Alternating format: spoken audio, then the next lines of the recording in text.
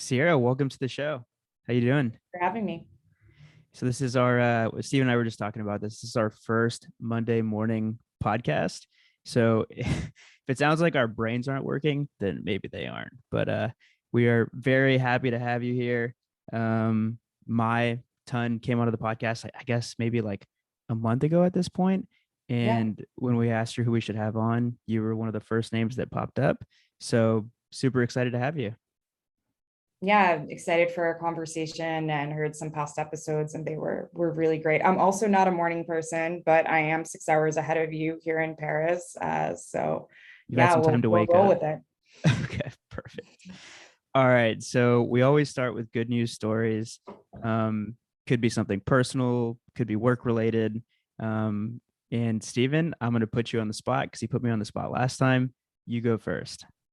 Boom. I'm ready. I'm ready. So my good news story is pretty well, it's good news and bad news. The good news is we moved out this weekend of our house after finding out that our move out date changed from August 14th to July 31st.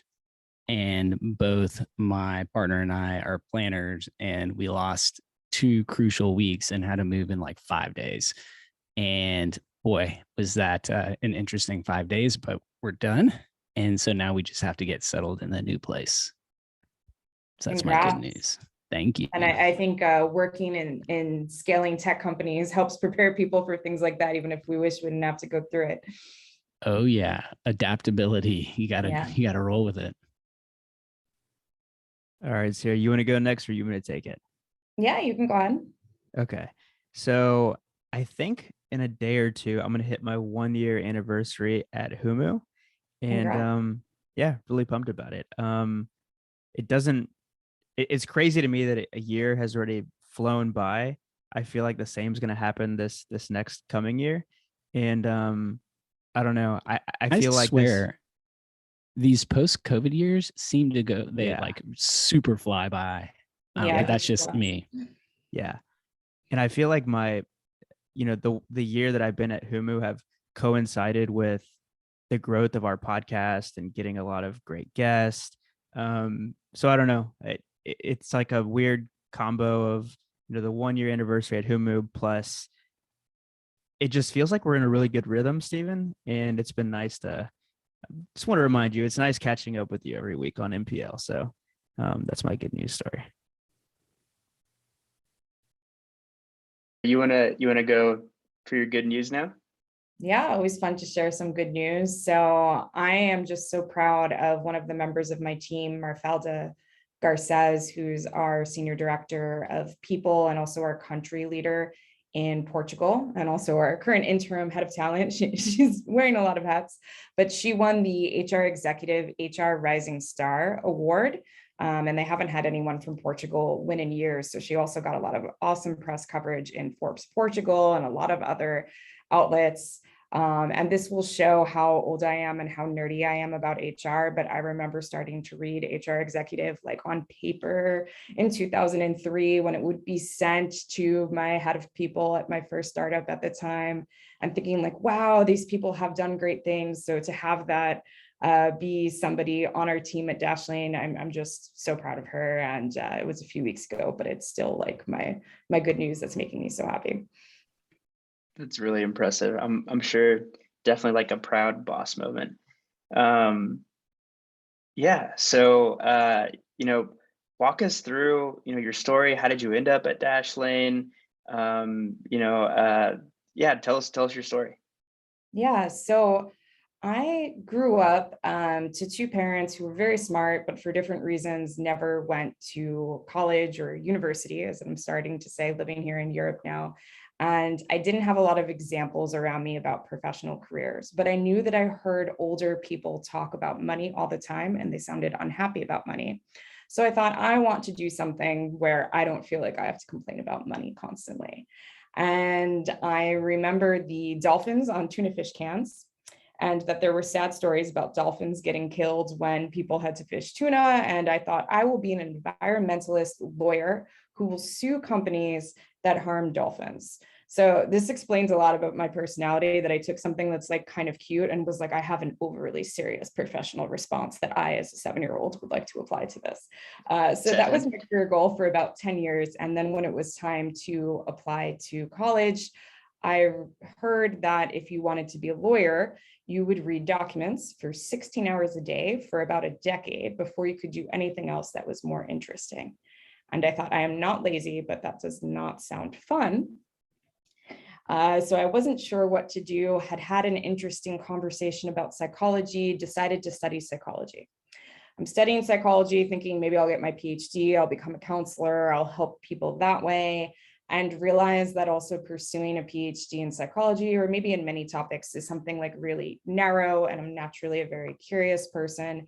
So I had taken a psychology class about how psychology is applied in the workplace. I thought that was interesting. And I went to speak to a business professor to ask about her advice on if I should switch to a business major, if I could become a business consultant and apply psychology in the workplace.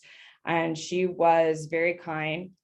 I'm still in contact with her, but she asked me to come to a Society for Human Resource Management Club meeting. And I had never heard of that, or even really heard of HR or thought about doing it.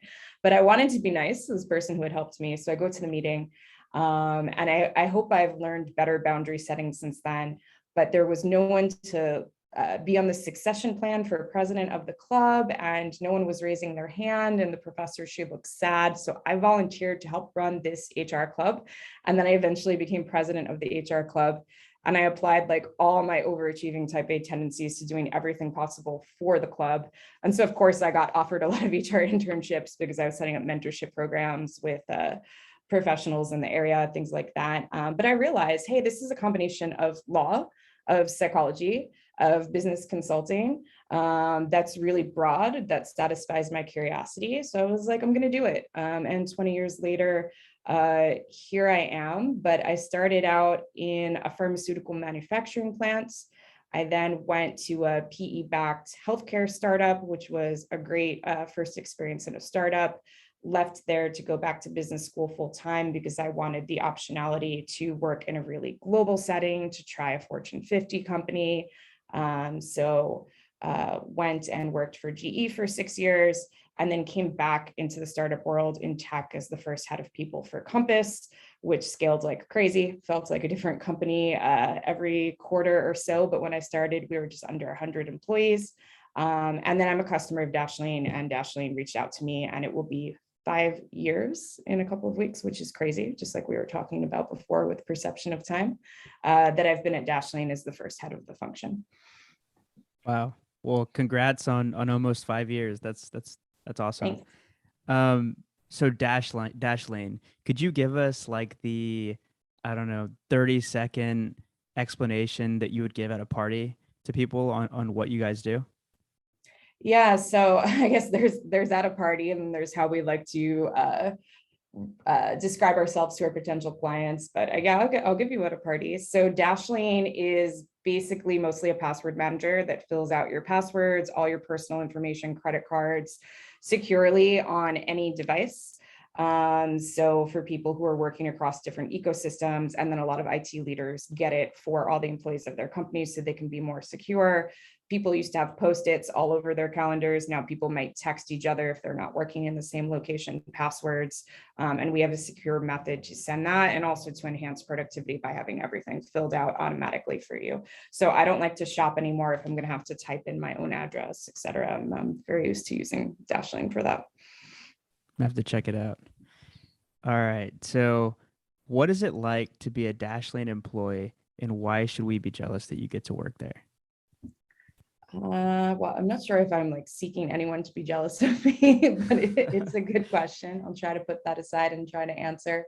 So we read a lot of optional fresh eye reports that people write in whatever format they want after they've been here, usually about a month or two, talking about their impressions of working at Dashlane, the culture, and also their impressions of the product if they'd like to. But the thing that sticks with me that a lot of people keep saying, all in their own words, is how kind people are. And I think though that it's not a nice culture where it's people telling each other what they want to hear. The largest employee group by population is in France.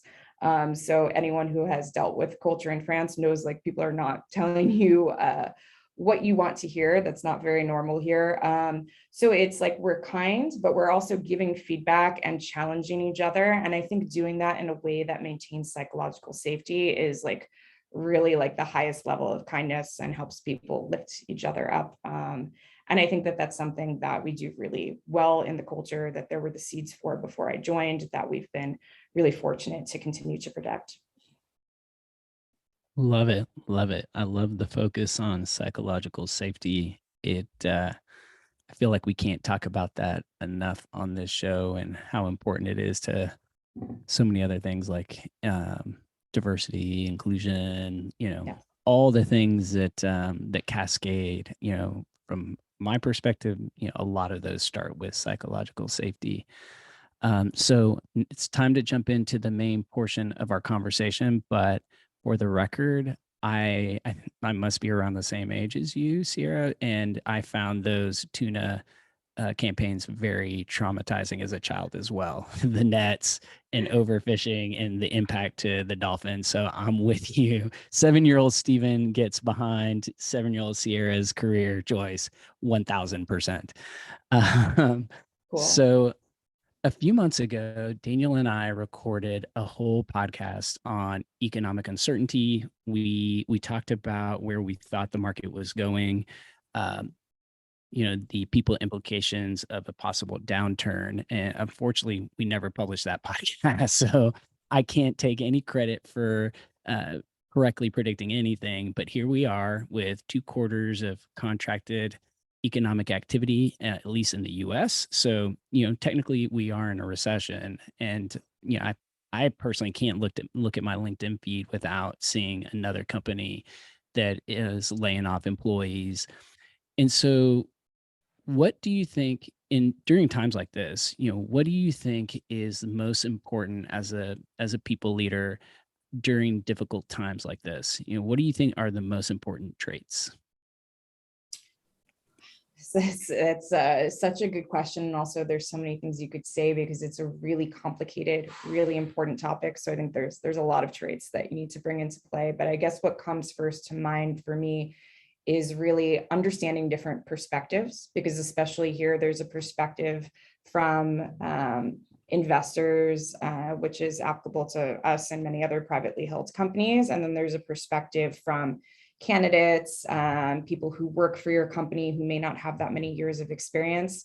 These perspectives are totally different. How do you make sure that you understand both of those and all the other variety of perspectives in between really well? And how do you advocate for the voices of everyone, help everybody understand where the other parties are coming from, and help the company figure out like what is the right course of action, taking into account all those things and whatever financial constraints might exist. In from in your position, are you starting to think about some of the things that you would normally think about in a recession as a people leader? Like, what are some of the things that you guys are doing at Dashlane, if you're open to sharing? Yeah, no, we have. I mean, I think Sequoia Capital has made their guidance to their portfolio CEOs public now, but they called all the CEOs together and suggested, hey, you should all extend your runway, right? No matter how healthy your business is. And these are some of the things that you can do. So obviously we've discussed those things in detail, and like the hardest thing to decide is the big lever and trend that many investors in the US think is, some of them use this word, so I'm just going to use it, healthy to do layoffs. And you can probably tell by my tone of voice that I don't like the word healthy used connected to layoffs. I'm with you on that. We have to really think about pros and cons, discuss it intelligently, make sure that like we are predicting our cost. And like we're a SaaS company, so yes, our largest cost is our headcount, the salaries of the people who are employed by Dashlane.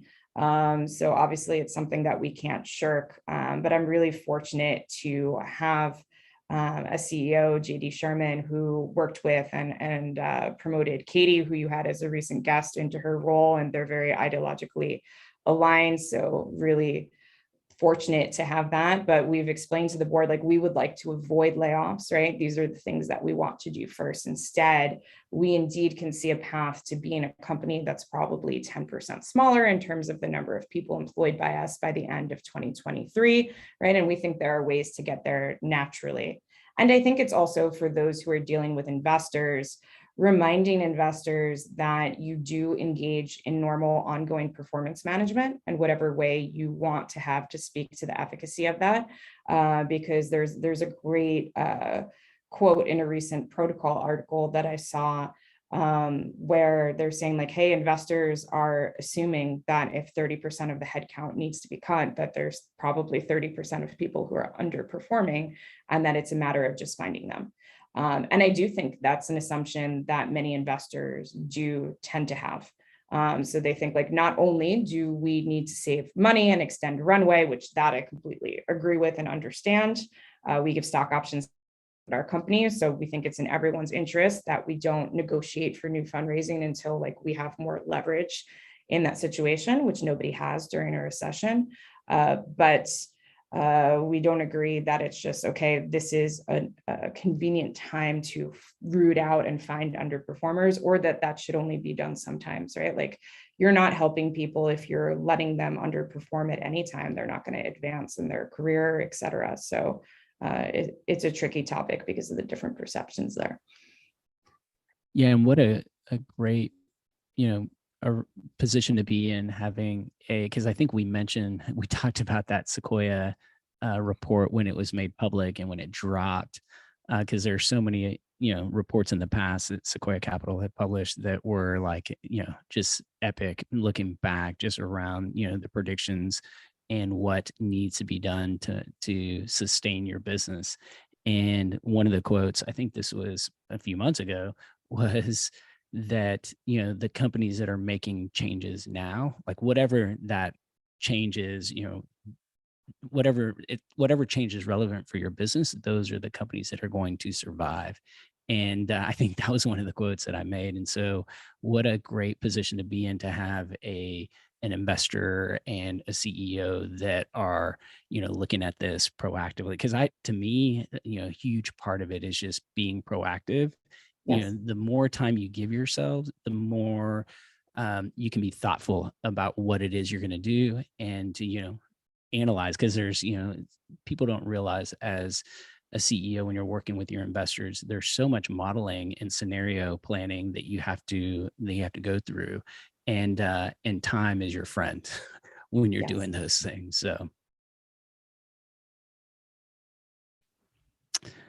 as far as, the things that the non-obvious things that are done, during times like this, can you, are there any personal things, at least, that you have learned, lessons learned from the past? I think headcount is an obvious thing that is being looked at, and there are other operating costs that you're looking at as well. Like, are there, based on your experiences, or anything else that you can share that has been successful in managing difficult times like this in the past? Yeah, I think the top thing is, like, being transparent as much as possible with the people that you work with in the company, everyone who's employed by the company, and sharing context and remembering that they come from a very different level of context than the executive team. So for instance, we showed a chart of all the economic downturns over the past 20 years, and we had so many comments from very highly educated people. Wow, this was really helpful to see. I never thought about that there were economic cycles, and that it's normal, and that we've gotten out before and we'll get out this time. And I think for those of us as executives, we felt really old, and we were like, oh, wow, this surprises people. And we decided to show it twice, and we got more really good feedback. So I think communicating around it.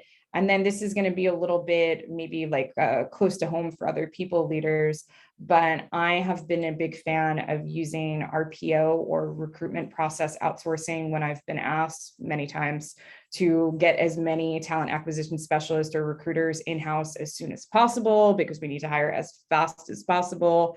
And I think if you're finding people who already know that they're working as contractors, who are part of an ecosystem, to find other assignments afterwards, then you're able to get the talent team back down to a reasonable size, right, without having to look at layoffs. But even where we are right now, because we've been lucky, we're healthy enough to not do a straight out hiring freeze, but we said we want to focus. We want to hire only where it's really needed. And we did have more capacity even in-house than we need in the short term. So we're looking at what are the projects that talent acquisition specialists can help other people in the business with, that also hopefully align to some of their career goals, and how do we keep people fully occupied, because we definitely are not in a position where we want to, burn investment on people who are not fully working, nor is that good for their career. But we're able to, have a team of a manageable size where we can find things for them to do that add true value to the business. So I feel like part of what you said is a perfect segue into my next question. So I'm a millennial. I've only been in the workforce since 2015. And, since I've been working, things have been pretty good, Yeah. And you look at the last 7 years, and a lot has changed in the workforce or in the workplace, especially these last couple of years of the pandemic. I just feel like it accelerated everything. All of the power has shifted to the employee, and we're asking for a lot. We want flexibility in how we work. We want to get paid more. We want our companies to stand for the same things that we do. We want good benefits. And then at the same time, we also want a job that challenges us. We want a manager that's going to take the time and to invest in our development. The list could really go on. And I feel like with the current economic environment that we're in this recession that looks like we're going into, a lot of executives and people leaders are concerned that employee expectations might be out of step with the environment that we're in. So, as people leaders, how do you get ahead of this? Yeah, well, I wish I knew the answer to how I get ahead of that completely, because I think there is a real challenge to people's lived experience, and what they hear from people they identify with is valid, but that doesn't mean that it does align with what companies have done over time, what companies are likely to do. So there is often a mismatch there. But as much as possible, it's trying to find the overlap, trying to give more context to both sides so that there can be more shared understanding. And overall, I'm definitely someone that, in my generation, when you started working, it was, you're going to hate your job and you're going to get paid nothing. And that's just how it is. Keep your head down, shut up, work hard. And that's your only choice. And I don't think we're going back to that. And I think that that's good. Because at the end of the day, an economic system, a lot of it is supply and demand and who has leverage on what end. So I think that people have been more successful in advocating for basic principles of benefits that they need, psychological safety. And I'm not saying that benefits that they need are where they need to be in the US. I think tech companies are doing what they can to supplement for the healthcare situation in the US that's very complicated. But I think that's good. Are some of the things over the line? Do people need as much free beer in a refrigerator in the office, right? Perhaps not. I think that there are some people, and some surveys I've seen, that a lot of people expect a raise every 6 months. They expect to be promoted every 6 months to a year.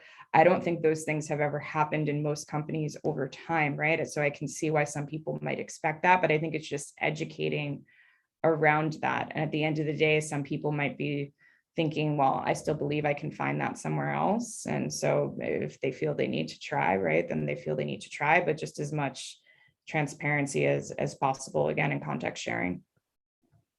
I'm just curious, Daniel. Yeah, I'm not saying that you've received, promotions, or, I don't know what the cadence is like at the companies you've worked for, the last couple of companies, I would say. But how do you shift if there is an expectation that you get promoted or get a raise every 6 months? How do you unwind that? How, from your perspective as a millennial, how could you see that, rationalizing, okay, things need to be different now? Totally putting Daniel on the spot, by the way, guys. That's a good question. I don't know. I feel like it's funny, 'Cause Ciara, you mentioned how when you started working, the expectation was you're going to hate your job for a little bit, you're going to get paid nothing, and you're okay with that. Like you just accept that. When I started working, that was still the commonly held belief, I think. And then I look at my little brother who just started working. I guess he's like on month one or Now. two of his first Yeah. job ever. And the way that he went into that first job and the expectations that he had were completely different than what I had, which is really funny. Like I just thought that was something that I would point out. But to answer your question, Stephen, honestly, I've never really thought about that. Like as long as I feel like I'm being challenged and I'm getting paid a fair amount, I've never really I've never, like set a reminder on my calendar to check in with my boss in 6 months to see where the promotion is or where the salary increase is. But I could see a lot of my peers and a lot of people that I'm friends with thinking that way because I do hear them say things like that. I do hear them say things like, it's been 6 months. My boss hasn't talked to me about a promotion. They haven't talked about giving me a raise. Like, if nothing changes here in the next 6 months, I think I'm going to start looking for a new job. Like, I hear that so much from my friends because I think for the last few years, that approach has worked, right? They get to a point where maybe they feel like they've tapped out growth wise within a company. Like there's not much opportunity for them to, go up a level, or they feel like there's not an opportunity for them to get a huge salary increase. And the only way they feel like they can do that is if they go and find a new job. And that's worked. That's worked for them the last 3 or 4 years. But I honestly, it's hard to answer your question because I don't know what it's going to look like the next few years. It feels like that's going to change. It feels like those opportunities aren't going to be there anymore for them to just decide that they want to move jobs or that we want to move jobs, in the next month or two to get that big pay increase. But I imagine people are going to be a little bit more cautious about making these moves, or maybe a little more appreciative of, the companies that are doing a lot for their employees and are providing a lot of growth opportunities. While they might not be raises or promotions, they're still having opportunities for growth. I think they're going to be a little more appreciative. Yeah, and I think that last part, where you said, I think people start to become appreciative. Individuals will begin to appreciate, all the things that they're that are being done by their employer for the employee. Yeah. The grass think isn't that's always gonna greener. be- I think that's going to be the realization. Like now, people being on their third, fourth, fifth jobs, no company is perfect. Every company is going to have, something that's annoying or could be better. But I feel like for the most part, a lot of companies are trying their best. Yeah, and I know this is not a show for advice to like the job seekers, and most of the listeners here know this and are also people leaders. But something when people ask me, that don't work for the company, career advice, and should they switch jobs and will they get more money doing that? Yes, statistically, like you will get more, right, by switching companies. I think a current survey said it's like 2 point something percent. So not tons more, but like a statistically significant difference that can be measured. But it's also like choosing how many times you want to do that and what's the trade-off in the long term.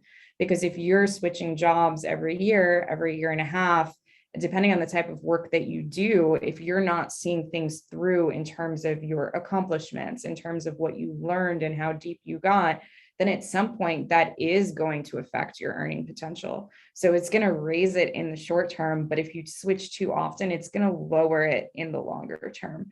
And I think that's something that unfortunately a lot of people don't realize. And Daniel, as you said, it's like you see your friends talking about it and doing it. And so a lot of people conclude from that it's reasonable and that it's a good thing to do. And I think there's not enough good career advice for a lot of people who are earlier in the workplace. And I don't spend a lot of time on TikTok personally. I look at it from time to time to try to stay relevant, but there's a lot of people giving career advice on TikTok, and somebody needs to advise them because they make very good, engaging videos, but I think they don't have the context on like, how do they actually give the advice that matches their intention for their audience? I think that's a good point about not seeing things through, and how not seeing things through doesn't, you miss out on some of the learnings, right? Like, for me, I'm a marketer. When I was at Workify working with Steven, I was there for a long time. So the programs that I tested out, I saw them all the way through. I learned what works, what doesn't work. The second company I worked for, I was only there for a year and a half. So it's like a lot of the programs that I was putting into place my first 5-6 months, we were just then, like when I left, seeing some of the effect of that. And sometimes I think to myself, wow, it would have been nice to like stick around a little bit longer to see what actually happened. And I'm a year into working at Humu, and I feel like I'm getting to that same point. We've made a lot of changes, we're trying a lot of things, and when I think about the next couple of years, I'm like, I at least want to stay here for 3 years so I can see how some of this plays out, because I feel like those learnings are going to be invaluable. And I don't know, I feel like it's easy for hiring managers to suss out like BS. And I feel like if you don't have some of that knowledge, it Right. all sounds just like fluff, right? So I don't know. That's my 2 cents. Yeah, I agree. Some of the biggest learnings I had in my career were during downturns. I worked at an investment bank during the financial meltdown, and literally sitting at my desk wondering if this bank was going to continue to exist, and it did. It was one of the winners. But Wow. that just like started a whole wave. Like I remember, there were like manager toolkits and like all of these things, like this is what you do, this is what you say, this is how. And if I had left because it was an opportune time to like leave at the top of the market and and get a 10%, 20% boost in salary, I would have missed out on things that as a leader now, as an executive, are so vital and important. Because I would have been starting a new career at a new company, building a network, et cetera, et cetera. So I think there's a lot of truth in that comment, Daniel. Yeah. All right. So I know we got a little off track there, but back to the conversation around the expectations. So the expectation of the employee versus the expectation of investors and the executives on the team, and how sometimes there's a mismatch, right? There's a gap. So just curious, like you mentioned, people expecting promotions after 6 months, people expecting that raise. What are some of the other gaps? Like, is there anything else that you've seen or hear? There are other gaps, and they really can vary by person and sometimes not be what you predict. So we do a form of what's popularly called stay interviews that we call engagement checks, developed by Mafalda, one of the things probably that led her to win that award that I mentioned in the good news. But we encourage managers at least twice per year, do it preferably before the performance reviews, which we call feedback checkpoints, to ask people a bunch of questions and see where they're at, right? And how do they feel about staying here, and how do they feel about their development goals, and how we're meeting them or not meeting them, right? And what are they expecting, and what do they want? And that helps us surface a lot of gaps. And we do see a ton of variation. But I think you hit on, the things that are the major themes in that.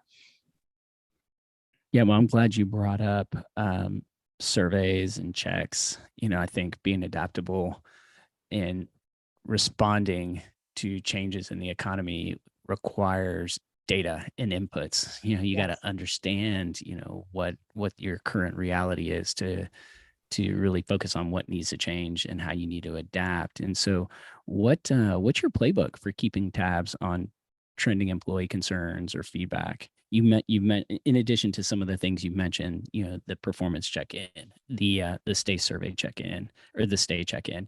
What are some of the other things you guys are doing from a data and an employee listening perspective? Yeah, I think it's kind of a portfolio approach for us, and we're about just under 350 people, mostly across 3 countries. So that works for us for now. We don't need some of the larger solutions for super scale, but our foundation, I think, in terms of data is culture amp engagement survey that we run twice per year that we can benchmark with other companies. Really like also a lot of the work that Humu is doing, but I understand they don't even take companies of our size. So not saying Culture Amp is better than Humu. And we also, as I said, have those engagement checks. So it's like the other side is data that can be aggregated, but how do we make sure we're not missing a real human conversation that does include all the nuance and all the feedback loop of having a conversation and being able to respond to the other person. And then in between, right, there's 360-degree assessments. There's the fact that when people talk to each other, we have different forums like monthly Slack Ask Me Anything, where people can ask questions of the CEO or any member of the executive team, and other ways to do that. And we make sure that we feel that we're maintaining a really open culture. And we always tell people that they have several places they can go. So I don't believe in anonymous Q&A boxes, although people can put anonymous comments in the survey twice per year, because sometimes you don't have anyone to follow up with on something that needs to be followed up on. But we tell people like, hey, either you can ask this question openly, or you can go to somebody else to ask the question for you, right? You can go to a member of the people team. You can go to employee representatives that there's committees for in most of our countries. You can go to our general counsel, who's a lawyer, but also super friendly and plays music within the company. So a lot of people feel super comfortable going to him. You can go to our executive, you can go to JD, our CEO, and he's open. And so almost everybody like finds places they can go. And we find that people tell us a lot. So I think processing all of the input and opinions definitely takes a lot of time and energy, which I didn't have in some of my past roles where people weren't as open. But we feel comfortable that we're getting people's thoughts and concerns, and that we have both the data and the human nuance and feedback loop, and that's been a good combination for us.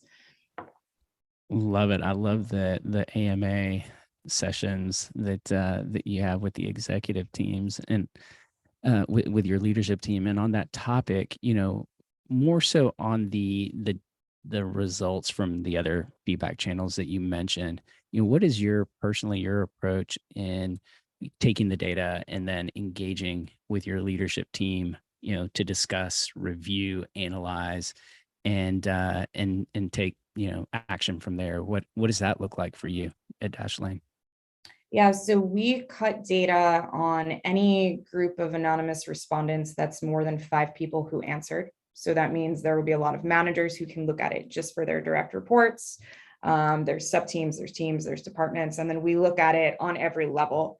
So not always 100% of the same people, since some people don't have time to be involved on all of those aspects. And we recommend that each group creates their own customized action plan. That would be in addition to the company-wide action plan.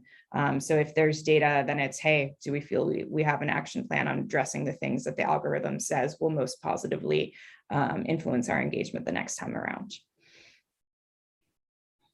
Love it. Love it. I love that you're engaging all the way down to those that meet the threshold, right? I'm guessing so long as you have 5 direct reports, yes, then you get your own dashboard and your yes, action planning as a group. Love that. Well, unfortunately, we have limited time today. I won't get into the details why, but we're nearing the tail end because I think we have hard stops. And so the last 10 minutes of the conversation, we like to focus on what we call rapid fire questions. Same set of questions we ask every guest. So you've listened to this show, so you should know what we're about to go down in terms of the questions. But the first one, if you could go back in time and talk to 22-year-old version of yourself, what career advice would you give yourself and why? Yeah, this one is kind of specific to me. As I said about the dolphins, I can take a solution and my carrying and then be overly serious. So I would tell myself that instead of just getting as much done as possible, as well and as efficiently as possible, really invest in relationships and perception, because that sense of psychological safety, connection, context sharing is perhaps more important, although both things are important, right? So it needs to be a balance. I love Wanted that. I love that. to quickly point out, I think you might be like our fourth or fifth guest that when they were growing up thought they were going to be a lawyer and then pivoted to HR. Yes, there are a lot of people, I think, winding up in HR because of that. Next question. If you could fix any HR people problem with a magic wand, what would it be and why? I think it comes back to what we were talking about with all those difference of perceptions. And it's, the fact is humans, we all experience a slightly different reality. And that creates a lot of misunderstanding, unhappiness, lack of validation, right? Like we love when we think somebody is thinking exactly as we are and validates us. And when you have hundreds of people working together, this becomes the root of most of your challenges. So if that could magically be fixed, even though I know it's totally unrealistic, and I wouldn't want us to groupthink and see the world the same way, but just to be able to really have a deeper understanding and for that to be more fluid and seamless. Yeah, and I feel like if with this magic wand we fix that there are so many other cascading things, it would be so much easier for everyone, managers and employees alike. So when you look around the corner to the end of the year and beyond, what do you see coming next for the future of work? Even experts can be bad at predicting the future, but I'm happy. That's why these questions are so tough. I'm happy to take a guess anyway. I think more employee choice-led hybrid work, customization, flexibility, because even as we discussed earlier, like even if there's an economic contraction, which will take some leverage away from people, I think that on all sides, people are becoming more aware that people can work better when you give them more choice and flexibility to fit work into their lives. So I think that's going to continue. There will be some companies who might try to backpedal on it, but I think overall it's a trend that's been going, that the pandemic greatly accelerated, that maybe a recession slows down a bit, but I don't think that train is stopping. I wish we would have had time to get into it, but I took a look at Dashlane's hybrid playbook or hybrid guide, and I encourage everybody listening to go take a look at it. I love how you put it on the website. I think for candidates, that is extremely helpful to see how the company's approaching it, because hybrid can mean something different to every single company. And I love how y'all are calling it employee choice-led hybrid. And I love how even in your note at the beginning of the guide, you straight up say, we still haven't figured this out and perfected it, but we're trying to optimize it. We're trying to figure it out. And here's how we're thinking about it. And you give like the do's and don'ts. So quick plug for the guide for people to go check out. Thanks, and quick plug to other people who had shared their internal resources, et cetera. So something I love in the people profession is the ethic of sharing, because we're all working on so many new topics, especially with the pandemic we had never faced before, and such a rapid change from in-office work to a lot of remote work, and couldn't do it without the help of the community. So that's been something I've really appreciated. Yeah, the community, particularly the remote work hybrid community, seems to really, every week, every month, just taking, another step into this collaborative, knowledge sharing approach. It's just so cool. And it's, I feel like these have been tightly guarded secrets in the past, at least when I kind of grew up in HR, and it's just nice to see that we can share and we can help and we can have community to support each other. I agree. So we're down to the final two questions. So obviously we're lucky enough to have you on the show because my kindly recommended you. Curious if we could bring one to a few people onto this show, who would you recommend next that we absolutely have to have on the Modern People Leader? It's hard because you've had a lot of good guests, but I would recommend Murari Soto Saunders. Murari has some of the deepest international people experience I've seen. She's currently stepped out of the HR space into global head of diversity, equity, and inclusion for CVC. So working a lot with their portfolio companies. And I love the recognition that like DEI is not an HR or people thing, right? It's a thing in fact affecting the business internally and also all the stakeholders and customers of the business. But she can speak about all these topics. It's not long that she's been in the new DEI role, and she's currently based in London, but she's from New York and the Dominican Republic. So I think she would be someone great to speak with. And then Jackie Shu, who I met recently in Paris when she was here from the Bay Area. I don't think you've had a lot of talent partners from the VC firms on the show, and I think that can be super interesting. So at Kleiner Perkins, where she's working with a lot of earlier stage companies who may not be able to have their own people leaders, she's trying to find the most scalable ways possible, right, to provide them with input and guidance, and have that be balanced at a firm that is traditionally very results oriented, very business oriented. And her background is super interesting as well. She's a former banker. So you talked earlier, Stephen, about, working in financial services during some hard times. And then she became a recruiting leader at Twitter and Facebook. And now, inside at Kleiner Perkins. So I think that would be a super interesting discussion. Oh my God, both of those are great recommendations. So we would be honored to have either of them or both of them. So thank you for suggesting them. And that's it. That gets us to the final tradition or ritual we have on the Modern People Leader, which is wrapping things up with a one-word close. Who wants to go first? I'll take it then. I'll take it. I'm going to go with a phrase. My one phrase close is finding balance. Very important. Something continually in work for me. Stephen, you want to go? Oh, sorry, Daniel, you want to go next? Not really. I'm struggling over here.